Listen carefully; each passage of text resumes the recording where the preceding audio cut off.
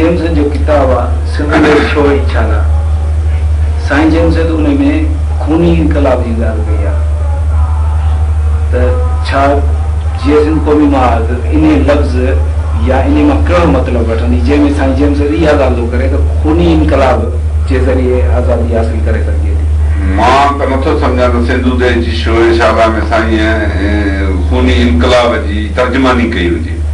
इनकलाब खे हासिल करण जा हिकिड़ा ज़रिया ज़रूरु ॿुधाया हूंदा। बाबा हिकु माण्हू विड़ी इनकलाब अॼु बलोच पंहिंजे लाइ विढ़नि पिया जेको आहे सो बलोच पंहिंजे लाइ जेके शयूं सूट सम्झनि था उहे बलोचनि जे पंहिंजी क़ौमी तहरीक जे फेवर में छो त हुननि शुरू खां पाकिस्तान खे तस्लीम न कयो, शुरू खां वठी जबलनि ते विढ़नि पिया। असां वटि न जबल आहिनि, न असां वटि ॿेला आहिनि, न असां वटि को अहिड़ो को माहौल ई आहे जेको आहे सो। छो असांजो हिकिड़ो दोस्त हूंदो इल्ताफ़ ख़ान तुंजो, हुनजो वालिद हूंदो बानो ख़ान तुंजो।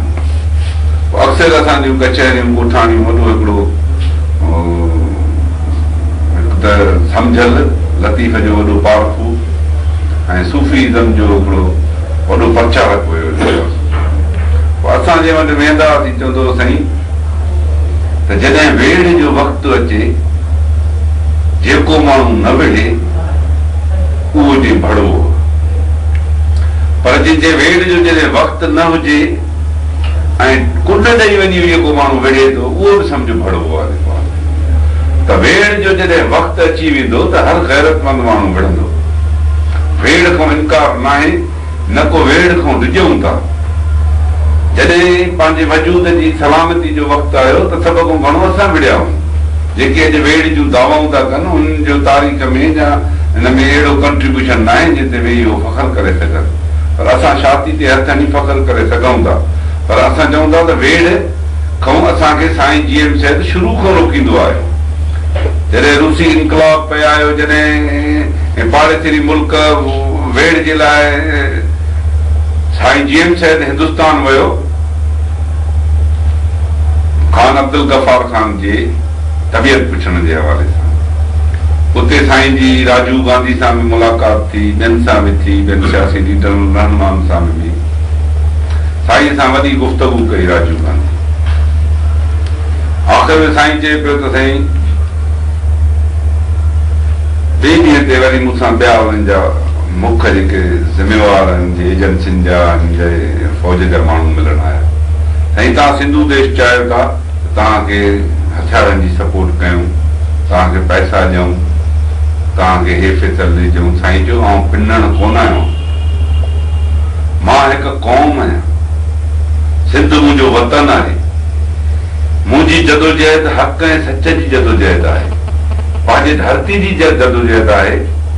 तव्हां मुंहिंजी जदोजहद खे तस्लीम कयो त मां हिकु क़ौम आहियां, एज़ ए नेशन मुंहिंजी आज़ादी हक़ आहे। तव्हां मुंहिंजी आज़ादी जी जदोजहद खे, मुंहिंजी जंग खे सही सम्झी उन खे सपोर्ट कयो, इहा तव्हांजी मदद काफ़ी आहे। त असीं चऊं था त साईं जीएम सैयद पंहिंजे फ़िक्र जे ज़रिए पंहिंजे किताबनि में जेका बि असांजी रहनुमाई कई आहे उन में चिटो ऐं वाज़े तौर ते हुननि अदम तशदुद जो रस्तो अख़्तियार कयो आहे। अॼु बि जीएसएम क़ौमी महाज जी पॉलिसी अदम तशदुद ते मबनी आहे ऐं इन जे ज़रिए निजात असांखे हासिल थियणी आहे। असां नौजवाननि खे गुमराह करे पंहिंजा ज़ाती फ़ाइदा ऐं मक़सद हासिल करणु नथा चाहियूं। असीं इनकलाब चाहियूं था अवामी ताक़त जे ज़रिए, माण्हुनि जे कुवत जे ज़रिए, ऐं जेका असांखे आहिस्ते आहिस्ते उन में कामयाबी थी रही आहे। साईं जेम्स सूफीज़म मज़हबी रिवादारी ऐं सेक्युलरिज़म ते तमामु घणो ज़ोर ॾिनो आहे पंहिंजे किताबनि में। छा इहे शयूं असांजी तंज़ीम जिस्कम पंहिंजे कारकुननि ताईं दुरुस्त अंदाज़ में पहुचाए सघी आहे? असां कोशिशि कई आहे पंहिंजे वस ऐं वितार। जॾहिं बि असांजी राब्ता माण्हुनि सां हलंदी आहे, पंहिंजा जलसा हूंदा आहिनि, पंहिंजा जलूस हूंदा आहिनि, हुनमें इन शयुनि ते ज़ोर ॾींदो आहे। तव्हां जेकॾहिं हींअर तव्हां साईं जीएम साहिब जी सालगिरह में शरीक थिया हूंदव त उते जीएसएम क़ौमी महाज जेका पंहिंजी पॉलिसी वाज़ी कई आहे त ही साल असां सूफ़ीज़म जो साल करे मल्हाईंदासीं। सूफ़ीज़म ते असां कॉन्फ्रेंसूं कराईंदासीं। असां जेके सूफ़ी दरगाहूं आहिनि उते असां मेला लॻराए उन्हनि जे फ़िक्र जी तशरीह कराईंदासीं। सूफ़ीज़म ते सिंध जे जेको शाइरनि लिखियो आहे, जेका शाइरी कई आहे, जेका समाज जी जेका हुननि सुधारे जे लाइ ऐं कटर मज़हबी कटरपणे खे ख़तमु करण जे लाइ जेको सिंध जे सूफ़ियुनि जी तबलीग आहे, आउं सम्झां थो उहा तमामु हिकिड़ी वॾी काराइती आहे, जंहिंमें बेदिल साईं चयो आहे त इश्क सारो इस्लाम एजाज़ साईं सईदाबाद वारे चयो आहे त इश्क सारो इस्लाम मज़हब मोहबत ऐन मुबारक। बेदिल साईं चयो आहे त आहियां पाण अलाह पर इश्क मूं थो अब्द सॾायां। त सिंध जे माण्हुनि वटि जेका हक़ीक़ी मोहबत इश्क ऐं भाईचारे जी जेका तइलीम आहे, जेका दुनिया खे अॼु हिन मज़हबी इंतिहा पसंदी मां कढण में वॾो अहम किरदारु अदा करे सघे थी। पर अफ़सोस आहे त सिंध ग़ुलाम आहे। ग़ुलामी जे करे असीं सिंध जो आवाज़ दुनिया ताईं पहुचाइण में कासिर थिया आहियूं, न पहुचाए सघिया आहियूं। अॼु जेकॾहिं मुंहिंजी दुनिया जे अंदरि मुंहिंजी सिंध जी आज़ादी जी तहरीक खे तस्लीम करे सिंध आज़ाद थी वञे, ऐं यकीन सां चवां थो त मज़हबी इंतिहा पसंदी खे ख़तमु करण जे लाइ नज़रियाती तोड़ सिंध वटि आहे। सिंध ई उहो वाहिद मुल्क आहे जेको पूरी दुनिया जी रहनुमाई ऐं इमामत करे सघे थो।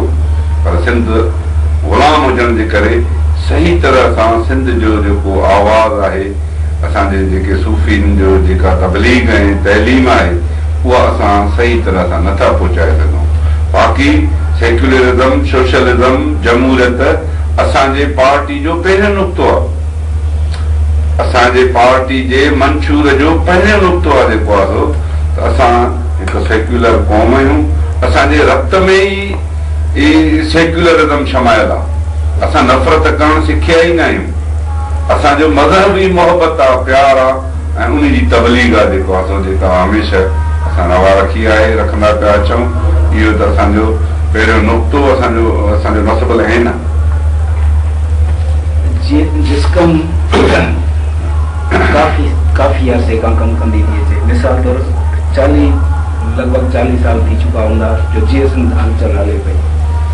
ईअं छो आहे त औरतूं, ॿारनि जूं तंज़ीमूं या पोरियत, मज़दूर, उन्हनि जो फ़ाल किरदारु नज़र कोन थो अचे जिस्कम में। बाक़ाइदगी सां जहिड़ो हुजणु घुरिजे ओड़ो नज़र कोन पियो अचे, ख़ासि तौर ते औरतुनि जो। मिसाल औरतूं असांजे मुआशिरे जो अधु हिसो। को बि इनकलाब औरतनि जे शमूलियत खां सवाइ ॼण अणपूरो आहे। असांजी क़ौमी तहरीक जे अंदरि असांजूं लखे भेनरूं असांजो हमदर्द आहिनि। असांजे पार्टी में कमु खणी ज़ाहिरी तरह नथियूं कनि, पर मां तव्हांखे जेकॾहिं ॿुधायां त जेकॾहिं फ़र्ज़ु कयो असांजे जलसनि में 2 लख माण्हू शरीक थिया आहिनि कराची में, खणी सॼी मीडिया के 7 के 8 के 11 के 4, असां 2 लख था ॿधूं त उहे 2 लख ख़ानदान शरीक थिया आहिनि। ऐं जीअं सिंध क़ौमी महाज जेकॾहिं जॾहिं बि ऐलान कंदी त 2 लख औरतूं असां सां जदोजहद में गॾु असां सां बीहंदियूं जेको आहे। पर हिते सिंध जी सियासत में कुझु माण्हू अहिड़ा आहिनि जिन जो अहिड़ो हिकिड़ो किरदारु रहियो आहे जो उन्हनि जेके वेसाखातियूं कयूं आहिनि, जेके हुननि बेशर्मायूं कयूं आहिनि, उन्हनि जे करे माण्हुनि जो ॼण हिकिड़ो पॉलिटिकल पार्टियुनि में पंहिंजनि नियाणियुनि खे छॾण जो ॼण वेसा खॼी वियो आहे जेको आहे। ऐं उन्हनि जा नाला वठण खां बग़ैर चवां थो अहिड़ा 2-2 माण्हू अहिड़ा आहिनि जिन जे अमल, जिन जे किरदार जे करे को बि शरीफ़ माण्हू, को बि खणी केतिरो बि सिंध सां दर्द रखंदड़ माण्हू हुजे, उहो पंहिंजनि बचड़नि खे, पंहिंजे नियाणियुनि खे डायरेक्ट क़ौमी तहरीकनि में ईअं सरेआम मोकिलण जे लाइ तयारु कोन्हे को। उन करे बि इहे असर पिया आहिनि। ऐं असां वटि औरतूं तमामु घणियूं आहिनि, औरतूं विंग बि आहिनि। ऐं जेकॾहिं कॾहिं अहिड़ो वक़्तु आयो त जीएसएम क़ौमी महाज औरतुनि जो हिकिड़ो निजी ताक़त जो मुज़ाहिरो करे सघे थी, ऐं उन में दुनिया खे असां ॾेखारींदासीं त असांजूं औरतूं केतिरियूं असांजूं सपोर्टर आहिनि। मां सम्झां थो जेके सिंधी नियाणियूं, जेके बख़्तावर नियाणियुनि जहिड़ियूं एतिराम ऐं अदब जे लाइक़ आहिनि, उन्हनि जो एॾो वॾो तइदाद आहे जो उहे पंहिंजे बचनि खे लोली जेको आहे सो क़ौमी तहरीक जी ऐं सिंध जी आज़ादी तां सिर ॾियण जी ॾींदियूं आहिनि। उहे माण्हू माण्हू असांजो अॼु बि आहिनि, पर असांजो मुआशिरो असांजो अहिड़ो आहे, उहो असां पंहिंजे मुआशिरे, पंहिंजे तहज़ीबी ऐं पंहिंजे तौर तरीक़नि मुताबिक़ असां बिल्कुलु उन फील्ड खे जेको आहे सो असां ॻुझे नमूने सां पंहिंजो कमु कनि पियूं, असांजो औरतूं घरनि में कमु कनि पियूं, पर असां उनखे ओपन प्लेटफॉर्म ते न आंदो आहे, ऐं जॾहिं आणणो पियो त असां पंहिंजी ताक़त जो मुज़ाहिरो कंदासीं। पाकिस्तानी एजेंसियूं मुनज़िम अंदाज़ सां पंजाबियुनि ऐं पठाणनि जे ज़रिए मज़हबी इंतहा पसंदी खे हथी वठा रहियूं आहिनि। ॿिए तरफ़ मुनज़िम साज़िश तहत सिंध में जिहादी मदरसा जोड़े सिंधियुनि खे इंतहा पसंदी ॾांहुं धिकियो पियो वञे। छा उन्हनि खे मुंहुं ॾियण लाइ जिस्म वटि का अहिड़ी हिकमत अमली आहे? सूफ़ीज़म ई वॾी हिकमत अमली आहे। असांजो दरगाहूं, असांजा तकिया, असां सूफ़ीज़म जी प्रचार, असांजूं कॉन्फ्रेंसूं, असांजा मेला, असांजा मलाखड़ा, इहे इन शयुनि जो तोड़ उन्हनि खे हथी नथी वठाई वञे त सिंध ग़ुलाम आहे। असां बिल्कुलु कोशिशि कयूं था त मज़हबी कटकपणे इंतहा पसंदी जे लाइ सिंध जे अंदरि हिकिड़ी वॾी हलचल हलायूं, ऐं उहा हलचल असां अनक़रीब साईं जे वरसी खां पोइ असां बाक़ाइदे जेके 8-10 महीना आहिनि इन वर्क में हूंदा। ऐं ॿियो आउं तव्हांखे हिकिड़ी ॻाल्हि ॿुधायां त सिंधी माण्हू भली खणी मज़हबी माण्हू बि हुजे, पर कटरपणो उन्हनि जे दिलनि में कॾहिं बि न रहियो आहे। सिंध जे अंदरि तव्हांखे मस्जिद, मंदर, गिरजा घर तव्हांखे गॾु नज़र ईंदा। अहिड़ा खोड़ मिसाल मां तव्हांखे सिंध में ॿुधाए सघां थो। रोहिड़ीअ में वञो, ॿियनि जायुनि ते वञो, उते तव्हांखे इहे शयूं गॾु नज़र ईंदियूं। ऐं सिंध जो माण्हू तोड़ी जो मज़हब बि खणी हुजे बि सही, मुस्लमान हुजनि नाते न, पर कॾहिं बि इंतहा पसंदि न रहियो आहे। जीअं पंजाब जे अंदरि हर मज़हबी इंतहा पसंदनि, हर दहशतगर्दनि जो ॼण नेटवर्क उते आहे। हर मज़हबी जमायत जो जेके बि गोरीला जमायतूं आहिनि, उनजा सेंटर, उनजा खुफ़िया सेंटर सभु पंजाब में आहिनि। पर मूंखे तूं कॾहिं बि न ॿुधाए सघंदे त को सिंधी मुल्ला को मज़हबी इंतहा पसंदी में अॼु ॾींहं ताईं दहशतगर्दीअ में गिरफ़्तार थियो हुजे।